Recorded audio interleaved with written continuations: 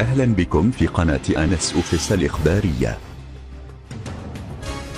ظهر الفنان المغربي سعد المجرد في صورة جديدة بشوارع باريس بلوك جديد وشبابي أثار إعجاب محبيه، لكن ما أثار استغراب بعض رواد مواقع التواصل الاجتماعي هو وضع المجرد لخاتم عليه رسم الصليب، مما طرح مجموعة من التساؤلات من طرف متتبعيه حول سبب ارتدائه للخاتم الغريب.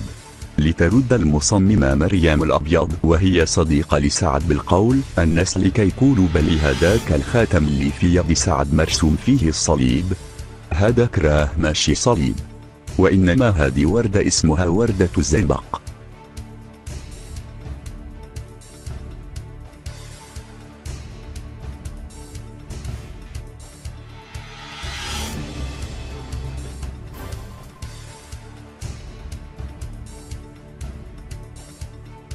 جدير بالذكر أن سعد المجرد المتابع في حالة سراح بباريس تنتظره جلسة جديد الأسبوع المقبل، وسيقابل الفتاة الفرنسية التي ستحضر بدورها إلى المحكمة، كما أفاد مصدر من باريس.